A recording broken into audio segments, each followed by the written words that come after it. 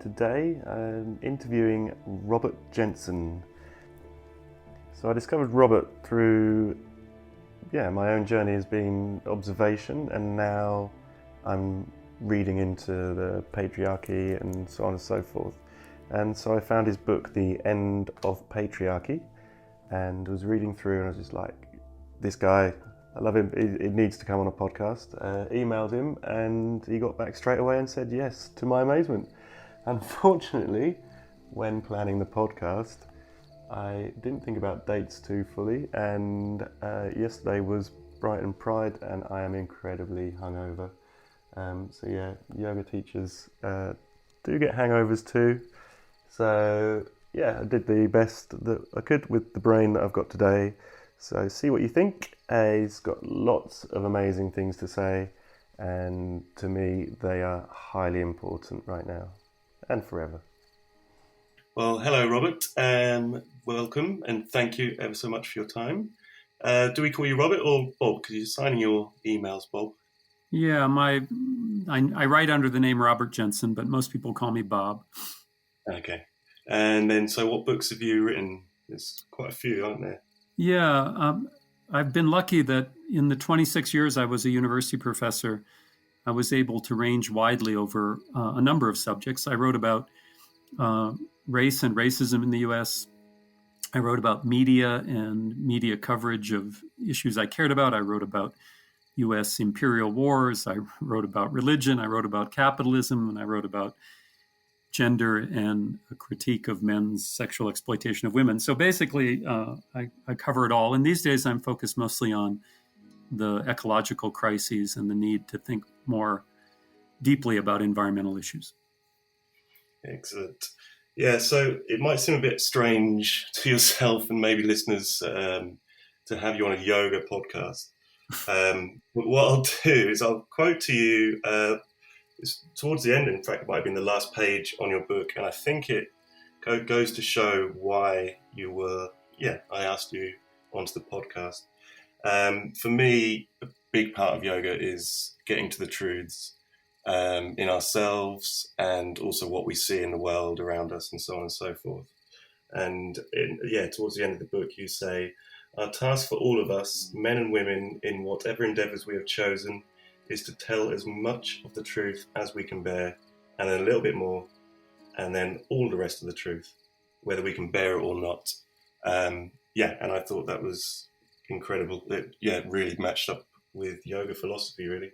I think, first of all, I make sure that we credit that. That's originally words of James Baldwin, to which I added a bit. James Baldwin, the great American writer, said we need to face as much of the truth as we can bear, and then a little more.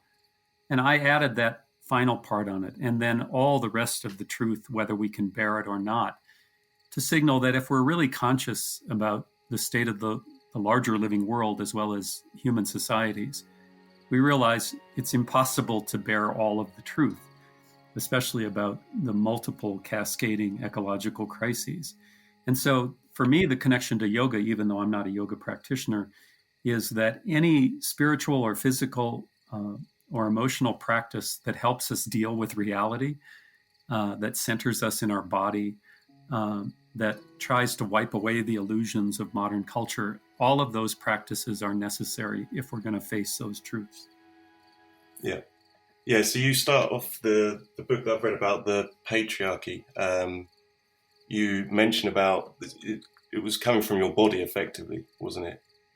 Yeah, so patriarchy is just a term that, while it scares many people, shouldn't. It's just a term that means the institutionalized male dominance that defines virtually every society on the planet, that men run things and have run things for several thousand years now.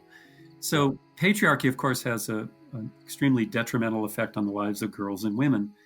But part of what I've been writing over the last 30 years is not only the ways that men exploit, abuse, and injure women in a patriarchal society, but the way that patriarchy constrains men's lives as well. And the original work I did was a feminist critique of pornography, that is a critique of the way men basically buy and sell women's bodies in visual media. And my route into that, as you point out, was my own very conflicted experience as a boy and a young man using pornography. And of course, pornography is sexually arousing, but it also creates a lot of dissonance in most men who use it. And so, in that sense, my route into a critique of some of these, big social systems really did begin by paying attention to my own body. Yeah, yeah. That's again sort of with the yoga. Men are trying to get more in touch with their bodies, so you can hear those, you can feel those signals that your body's telling you. You know what I mean? But yeah, you touched upon it there, the feminist perspective, and yeah, just before recording, we discussed it a little bit about how it's quite almost triggering for men to hear, and also other women. So yeah, what would you say? Well, say to that? So I first really encountered feminism in a serious way when I was 30 years old. And prior to that, I had been trained by the culture to believe that feminism was a threat to me, that whoever feminists were, they were going to do something bad or take something away from me. So like most men, I was raised to be fearful of feminism. But once I started reading feminist work and meeting feminists involved in activism, I realized that feminism was not a threat to men. It was, in fact, a gift to us. It was a way for us to start to take apart how men are constrained in patriarchy, so that in addition to trying to make the world safer for girls and women, we need to make the world safer for men. And I don't want to suggest that men and women suffer equally in patriarchal societies. We know that, in fact, women bear the brunt of those injuries.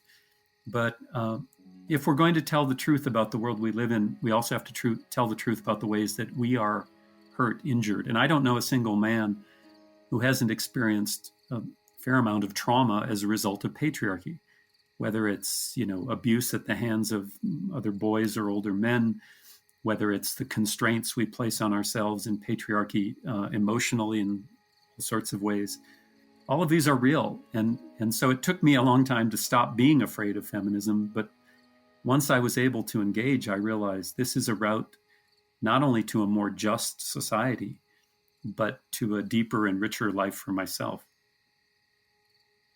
Yeah, that was, for myself, it was, I started, talking to women, and they were sharing their experiences of the world. And to start off with, it was kind of like almost a denial. Like you're saying, we're kind of taught it's a system that protects us in theory, but as you say, it doesn't. So it's this period of denial, and then you just start seeing it more and more, and then the more you notice, it seems the more you notice. Sure, you notice it everywhere.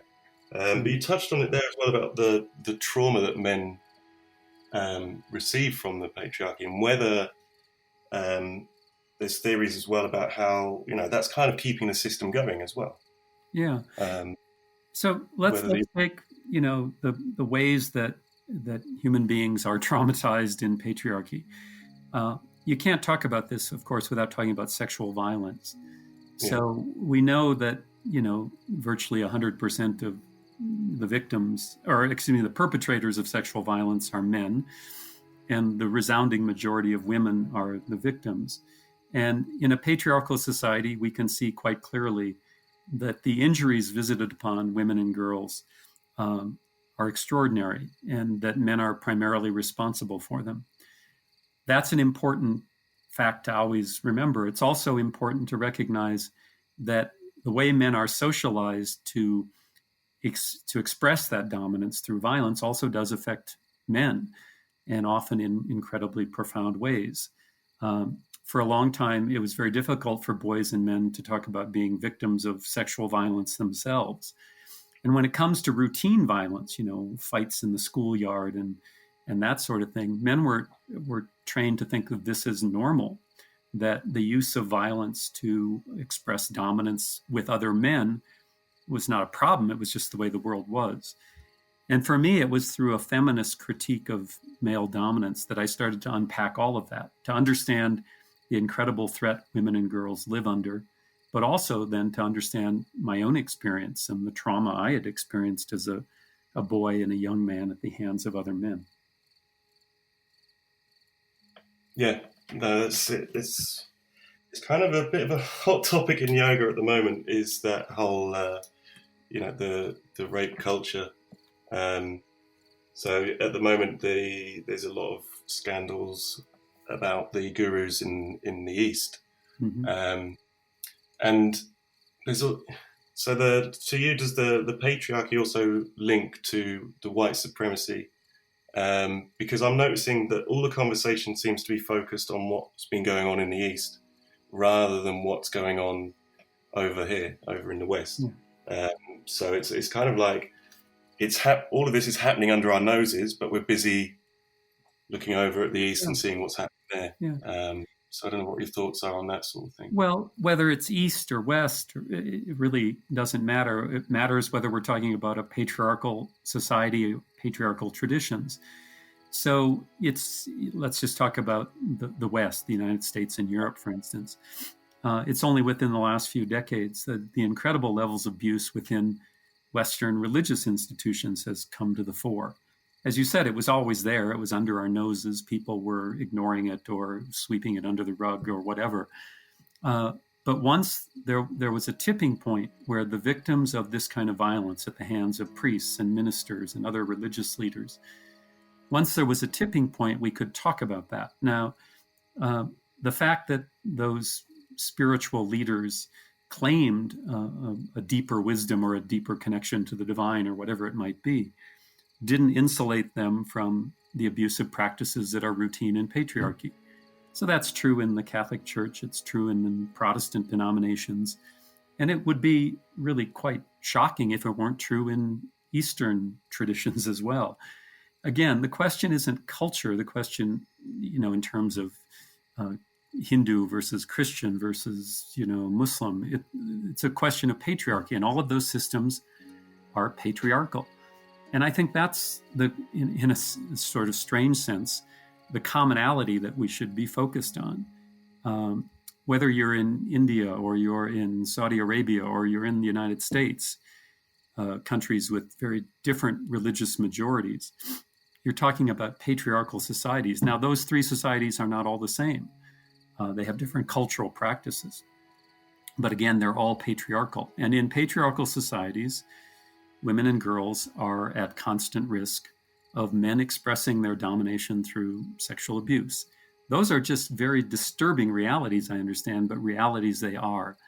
And when any organization or culture tries to ignore that, then the abuse is going to, go underground. People are going to try to ignore it. But of course, you don't solve the problem of abuse by pretending it doesn't exist. Yeah, totally. And this is, as well, that was kind of my own route to this as well, was just kind of looking at what was going wrong with the world, and literally everything linked to the patriarchy. I was like, oh my god, it's men. We need to sort ourselves out, And you mentioned it's about how men need to talk to men about this. Men need to listen to women and talk to each other. I think that's incredibly important. And I do think that you're right to suggest that there's no dealing with injustice in this world if we can't deal with patriarchy. Now, patriarchy is not the only system of hierarchy and injustice, of course. You mentioned earlier, white supremacy defines the world in many ways as well. I would argue that capitalism as an economic system is based on that same hierarchy. We can look at first world nations, like in my case, I focus on the United States, who use military power and economic dominance to control others. All of these are systems of domination and subordination. I think what's important about patriarchy is twofold. One is that it is often the system that people have the hardest time coming to terms with. Often it's pointed out that because in a society, based on heterosexual pair bonding, the majority of people in the world are heterosexual. That means men and women live together, and it's difficult to untangle that system. It's also true that patriarchy is the oldest. It goes back the furthest in human history, long before there was capitalism or white supremacy or first world dominance. There was patriarchy going back probably 6,000 to 8,000 years. And so there are a lot of reasons, I think, if we want to make progress in the world, we have to deal with this system of institutionalized male dominance and also recognize it's one of the most difficult to really confront. Yeah, I think as well, it's because we almost see it, especially, as most men nowadays don't see themselves as sexist and things like that, because we're sort of seeing sexism is bad. So we assume we're good people, so we're not sexist. So it seems it's almost now harder for men to almost realize this is going on. I don't know whether you've seen that. Oh, yeah. Anytime a society makes some progress, and it's important to mark and celebrate progress, of course, but whenever a society makes some progress in confronting a system of domination and subordination, it's very tempting for those of us who, feel we're enlightened, nice liberal men who see the problem of sexism, to then want to opt out, to exempt ourselves, to think that we've got it all figured out. And the one thing I can at least testify from my own experience, as I said, I encountered feminism when I was about 30 years old. I'm now 61 years old. So the second half of my life, when I was working within a feminist framework, doesn't mean that I became a perfect person, of course. I still struggle. It's hard not to, if you've been raised in a patriarchal society, socialized to see the relationships between men and women in certain ways. And especially for men, even though it's difficult to often face this, the way we were socialized to see women as objectified bodies for our sexual pleasure, that doesn't just, evaporate overnight. And I can at least testify from my own experience that I still struggle. So anytime we try to create two groups, in this case, the good men and the bad men, the ones who are, the sexists that we have to watch for, and then the good guys who figured it all out, well, then we're creating a different problem, because then we're going to ignore the sexism that we all struggle with, even those of us who might commit to feminism. So, that's a kind of truism that anytime you think you've solved your own problems, you become really dangerous. And I think that's true. It's a lifelong journey, really, isn't it? You know what I mean? It's just, and careful self-observation, I think, is I think, once you reach a certain level of experience, you should realize that life is a journey, life is nothing but journey, that every aspect of our lives is a process of, uncovering. And it doesn't, and I want to make it clear that I'm not saying people can't make progress or become better. I mean, I think I'm a much better behaved human being today than I was 30 years ago. When I think back on some of the things I did routinely when I was a young man, I'm not proud of that. And in some sense, I am proud that I've been able to change. So we don't want to pretend that people are static. It's just a recognition that when you figure out something stupid you've been doing, something that's injured other people, what it does is then create space to see new problems. And that's healthy. That's how you move forward, both as a human being and as a society. Yeah, so some of the, you said about some of the stuff that you've done in the past, and I've been having the same sort of reflections.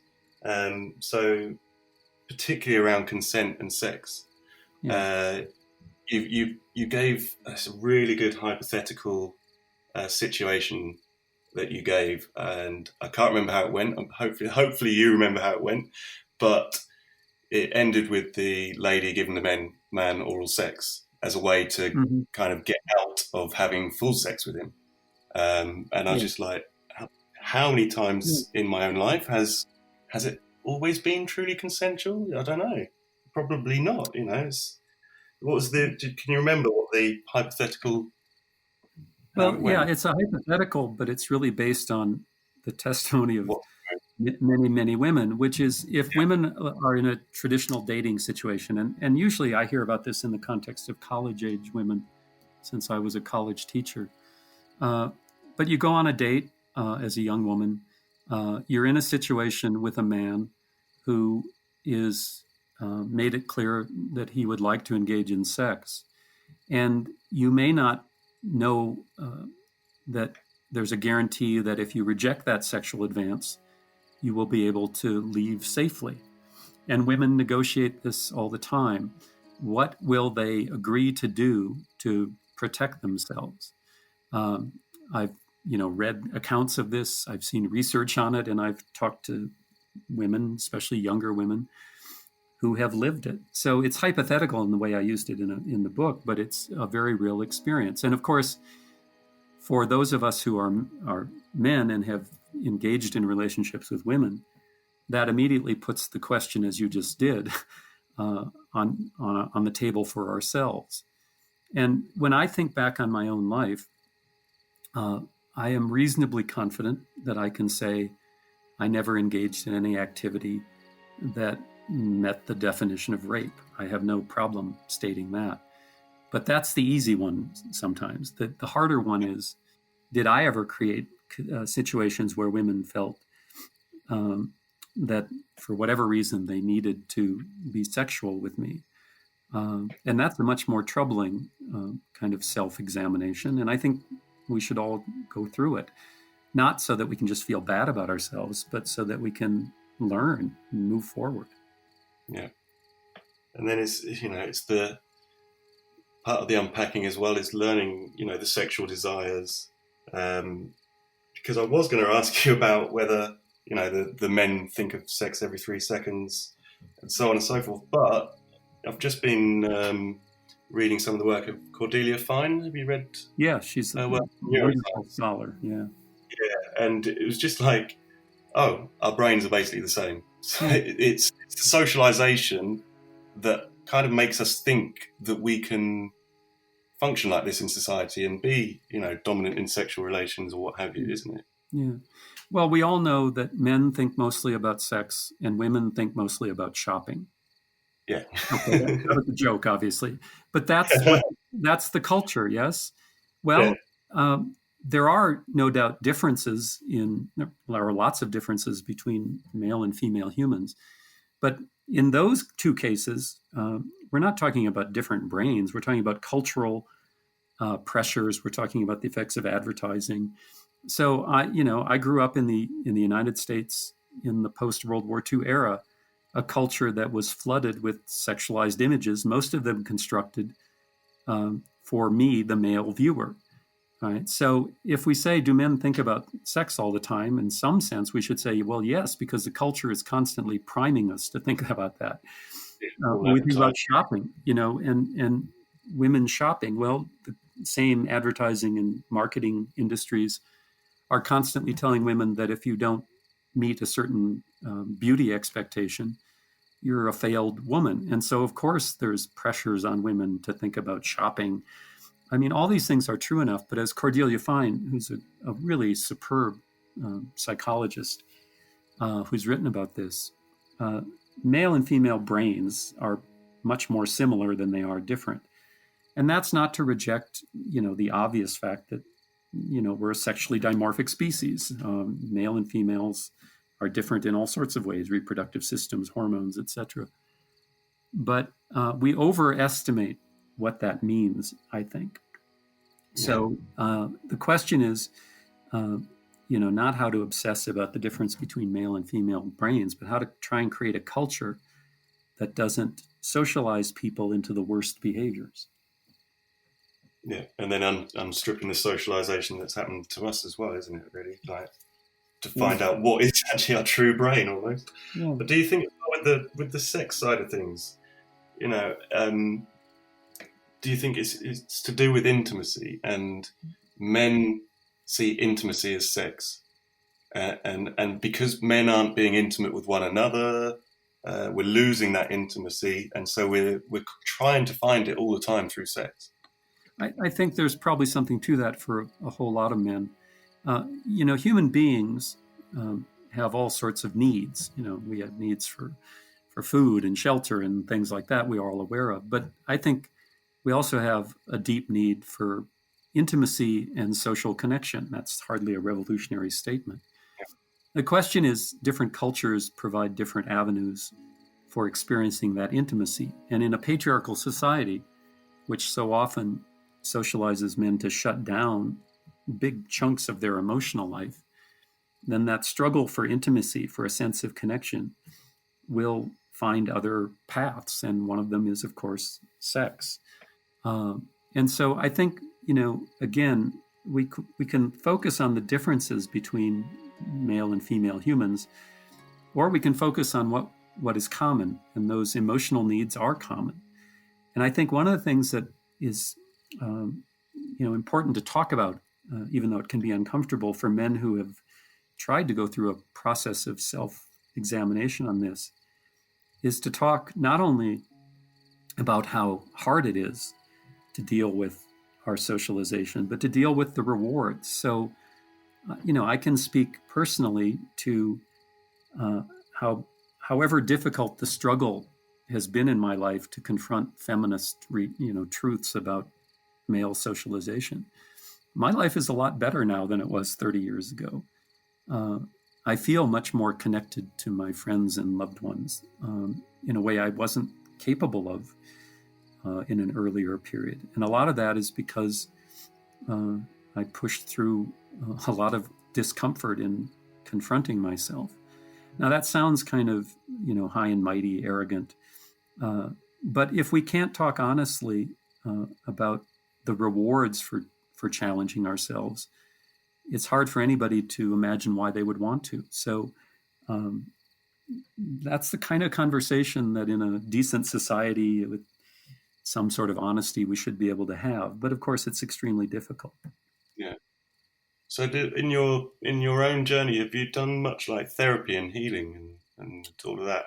Yeah. I have a particular experience in my family growing up that was quite traumatic, that for me has required therapy, the assistance of a trained professional.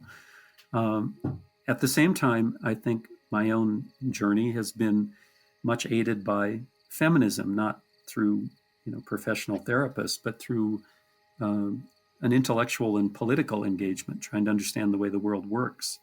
So I've both been trying to take apart my own particular set of experiences, which include, as I said, a fair amount of trauma, but also put it in the context of a patriarchal society. And for me, the combination of a therapeutic and a political analysis has been very fruitful. Again, I don't want to pretend, everything's rosy. I'm still struggling and still trying to understand. And it's just that I think therapy alone would not have gotten me as far as I've gotten. And so I try to emphasize the need for a larger political analysis. And by political, I just mean talking about that power dynamic between men and women in patriarchy. And I'm a big advocate for people, pursuing, routes to health that work for them. And for a lot of us, I think therapy is a very important part of that. Yeah, it's because the way, I working in yoga, looking at people's bodies and the way they're moving, and in my mind, women experience way more trauma than men. Yes. But seeing men's bodies moving in a way that are holding on to so much more, it's obviously a generalization, but they're a lot stiffer in their bodies, and it looks like they're not really doing the therapy or any healing work. And again, that's down to the patriarchal message, isn't it? Yeah, and men we can't really ask for help, and it's seen as a weakness and things like that, isn't it? Absolutely. And I don't have your experience in body work, but what you say certainly rings true to me. And, in some realms, people would say, well, that's all just touchy-feely psychological stuff that doesn't really deal with the problems of power and oppression. But I disagree. In my own experience, I think that if we can't engage at that very personal level, the analysis of power and injustice remains rather abstract. And I think it's the combination of trying to heal ourselves and then create a more just world that's crucial.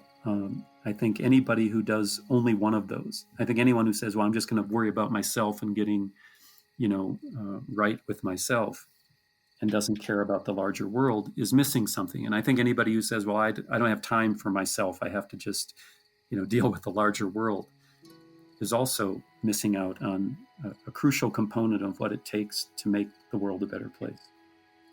So, this is why this message, in my opinion, is so important right now, is, looking at the world, it's going to go, or we're going to go, you know what I mean?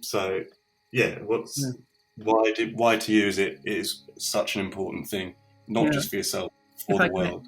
And add just, there's more and more talk about a kind of environmental trauma that people who are attuned to the larger living world, to nature, are experiencing death all around us. If you're really alive to the world and paying attention, it's not just statistics about climate change and species extinction. It's looking around and seeing the world in crisis, and seeing the living world in that kind of crisis. And people experience that. And I think that's incredibly important. I think if we're going to create an ecologically sustainable human presence on the planet, it's not just going to be because we paid attention to the data on climate change and we got better solar panels. It's going to be because people wake up to what's going on inside their own bodies and realize this is no way to live. I'm surprised, actually, this brought up a lot of emotion in me right now. I think if we tell the truth, we have to ask ourselves, how did this happen? Because this is no way to live. This is not a way for decent people to move through the world. And that's really difficult to deal with, because the world, of course, goes on whether we like it or not, and power and money shape that world. But we've got to find routes into challenging it. And I don't know how to do that without this kind of emotional reckoning. And of course, it's uncomfortable, especially in public, for people to express this sometimes.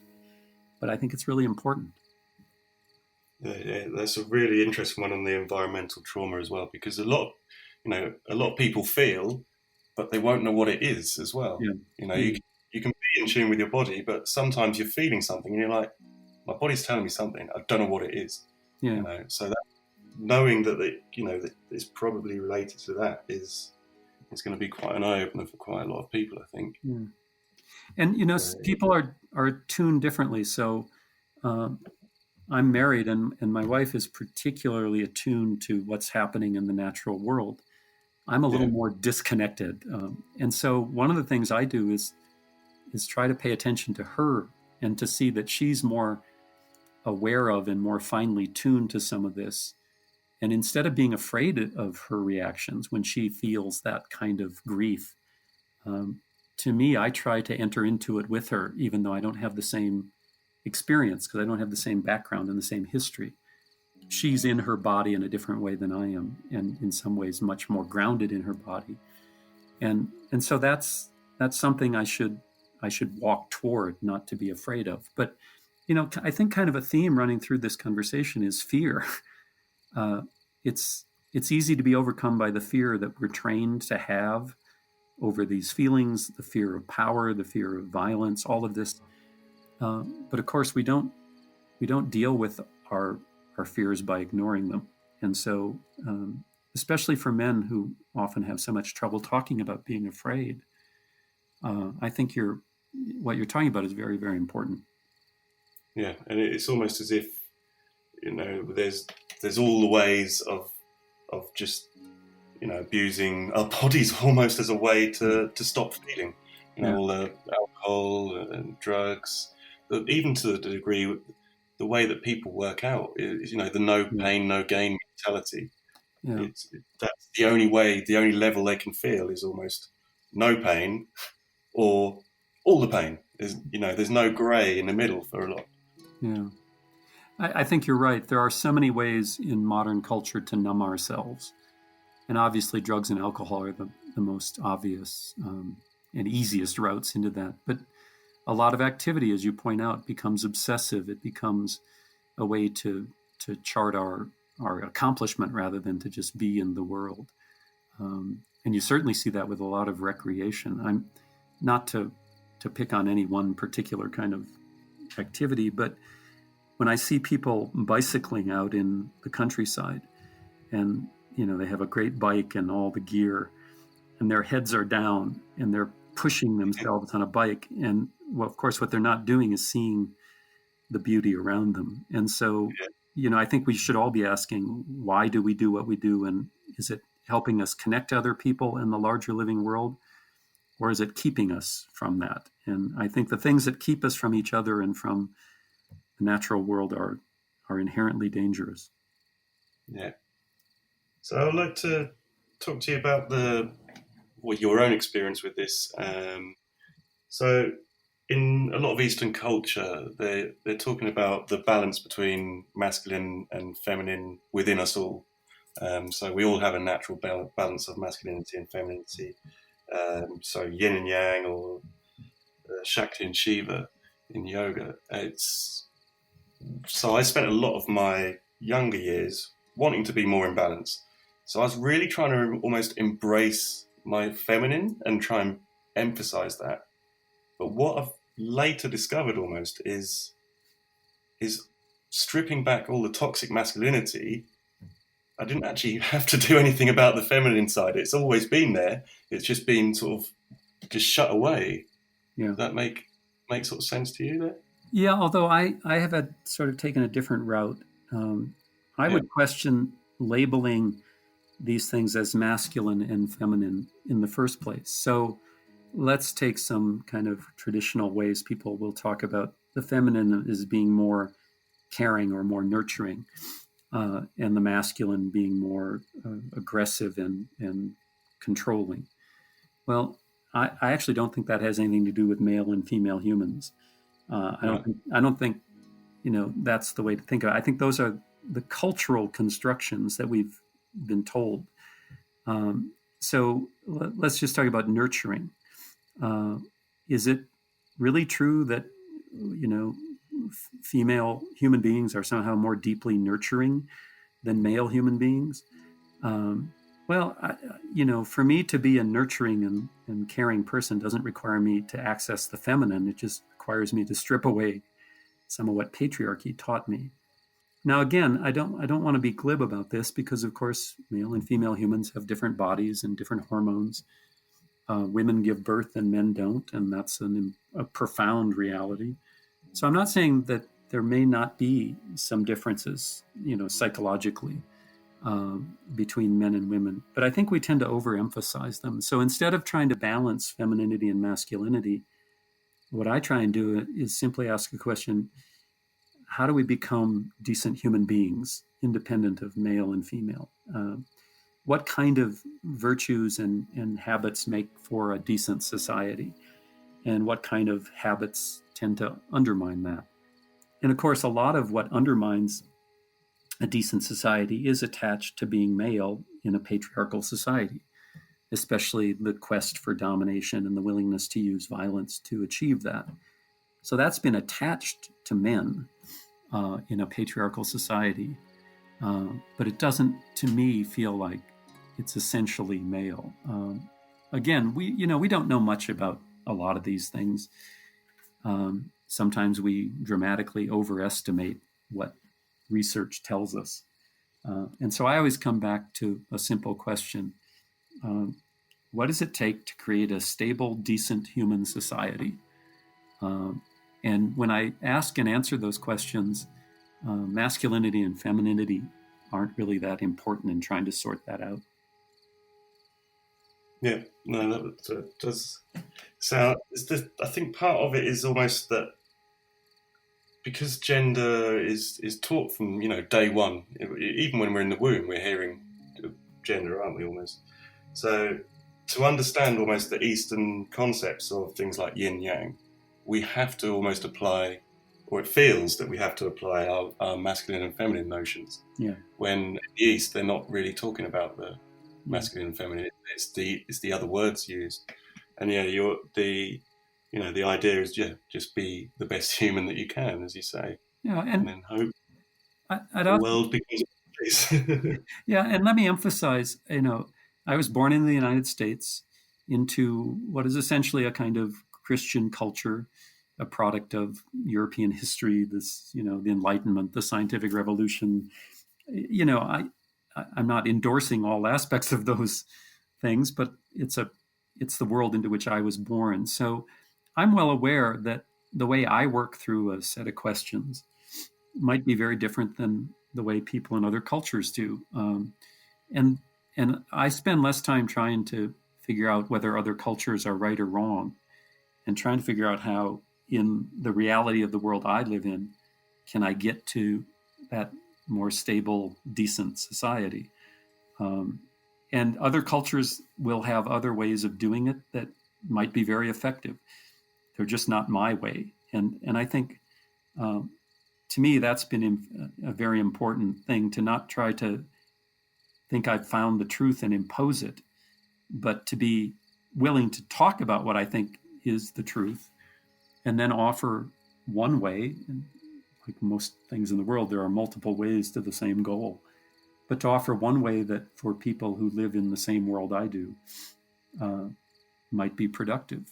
And to me, that's a lot more useful than trying to come up with a single unifying world system that will allow everybody to be right in the same way I'm right. But, it's just a little. I think in most things, and this is true the older I get, my first question is about humility, about balancing that need to take a stand, to not be afraid to tell the truth as you see it, but also to always weave into that the humility that is necessary when we recognize that nobody, has a single answer to any of this. Yeah. So that humility, would you say that's the most important thing you think in your process? Well, it's one of the things I think I learned most from feminism in the early years of my work, that I had been trained, like most men, to believe I was right, and then to help other people see how I was right. And the early feminist reading and work I did with women in a feminist movement really shattered that illusion. And so that was an important move for me. And I think as I get older, that humility comes more naturally. It doesn't mean I don't think I'm right. I've spent, a lot of time reading, researching, talking to people, trying to understand the world. And I like to think that over time, my picture of the world gets more accurate. So I don't hesitate to share that with people. But I also recognize that if there's any lesson from history, it's that anybody who thinks there's one answer and they've got it is dangerous. And so, I hope that over time that humility deepens. And if it doesn't, then I'm doing something wrong. It sounds like you're going great guns with it all, though, to be fair. Definitely. So we haven't really talked about toxic masculinity as such. What is the term? I just kind of assumed everyone knew what it was, and then someone was like, "What's toxic masculinity?" I was like, "What?" Yeah. So what does the term mean, and what is it? Yeah, it's a term that's become, as you point out, kind of commonplace over the last 5-10 years. And for one thing, I would say that toxic masculinity is simply a synonym for masculinity in patriarchy. That toxic masculinity is the version of masculinity we get trained into in patriarchy. And I would say it revolves around some core ideas. One is that men must always be in control of others and control of self. And I think that's really the core of this kind of toxic or patriarchal masculinity, this obsession with control. It's a patriarchal world that assumes all things are competitive, that competition, not collaboration and cooperation, defines our interaction. And of course, if you're obsessed with control in a highly competitive environment, you're going to be focused on conquest. You're going to always be trying to win. And in that world, you're creating, confrontations endlessly. So that's very alliterative, control and conquest and competition and confrontation. That kind of describes that masculinity. So if you and I were to, let's say, meet on the street and one of us has to move over, it's going to be a challenge. Who's going to be force the other person to move? That's kind of a simplistic example, but that's it. And if you think about various aspects of our lives, especially in economics, where we live in a world where we're told we have to constantly be competitive, and in a business situation, you need to press your advantage. When you think about sports, at least the sports I grew up in, it was incredibly competitive, focus on winning, and often at whatever cost is necessary. When you think about military, of course, the current military regime in the world is all based on that kind of winner focus on winning in these incredibly violent confrontations. So you see this toxic masculinity, or this what I'm calling masculinity and patriarchy. You see it in personal relationships. You see it in the activities that we take for granted. You see it in the way we structure an economy. You see it in the way nations engage each other. And the really horrific consequences are difficult to ignore. The dead and maimed from war, the inequality in our economic situation, and the profound social personal costs that you were speaking of earlier, down to the way our own bodies are so unhealthy in a system like this. To me, that's what people mean when they talk about toxic masculinity. So what would you suggest for men to do? Well, I think that just like in any situation where one group of people has unearned power and privilege, whether it's in my society, white people starting to think about the realities of racism, or rich people thinking about the realities of economic injustice. For men in patriarchy, the first step is to ask, what is the nature of the system in which I live, and how am I sort of ensnared in it? And then there's always two, I think, complementary activities. One is to try and to work in one's own life to get rid of the most toxic elements of that system, to change the way we live, to change the way we relate to other people. And at the same time, to realize that we should be contributing to political movements. And again, by political, I don't necessarily mean, election campaigns.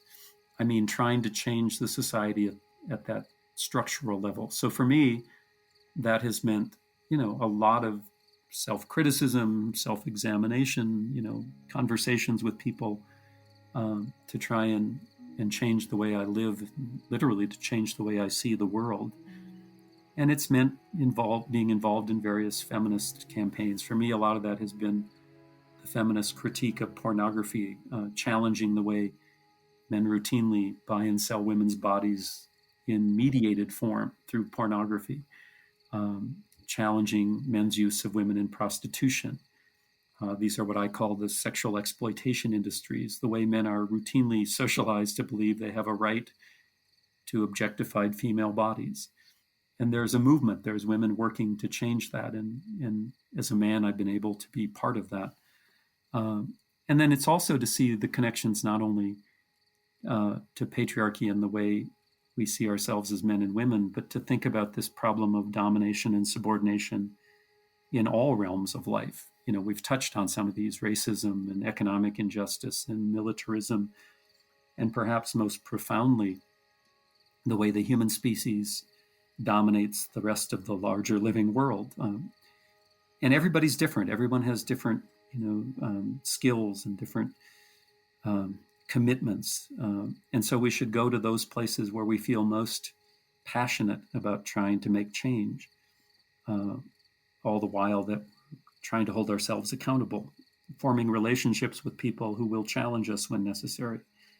That may seem like a lot, and it is, but it also is a very exciting way to live. So I often point out that, at this point, I've lived about half my life rejecting feminism and half my life trying to embrace feminism.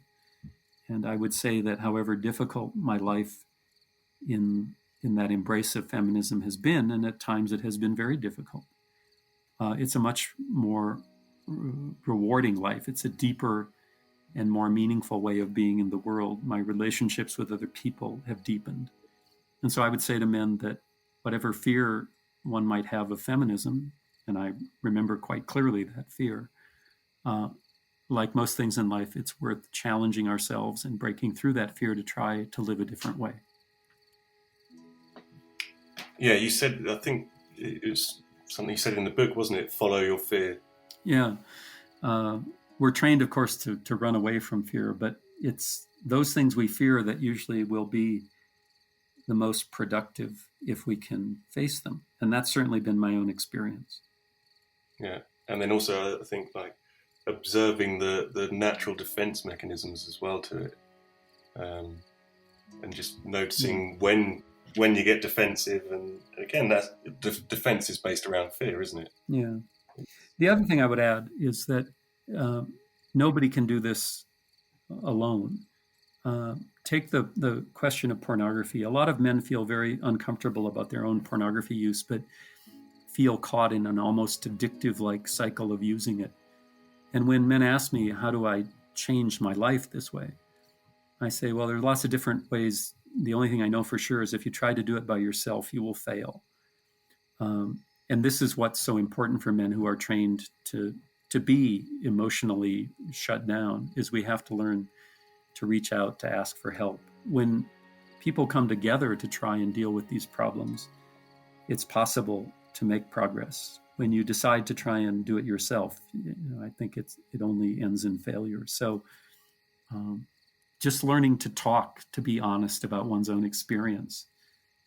It seems rather simple, maybe even trivial, but it's in some ways the most important part of this. Yeah, with the collaborations and obviously buy your book as well. The end of the patriarchy. Isn't it? Yeah, but I think is that a good starting point for people or not?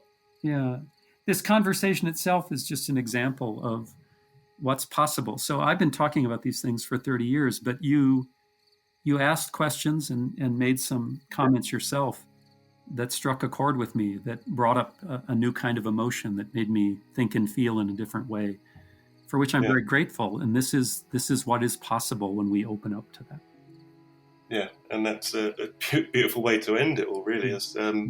It's been a lot of learning from my end, learning from you, and yeah, it's been an absolute pleasure talking to you. Great. Well, thanks so much. Thank you so much for your time, Bob. Great. It was my pleasure. Thank you. Well, hopefully that's given you a hell of a lot of food for thought there, and I really as well hope that you get the sense of the importance of this topic.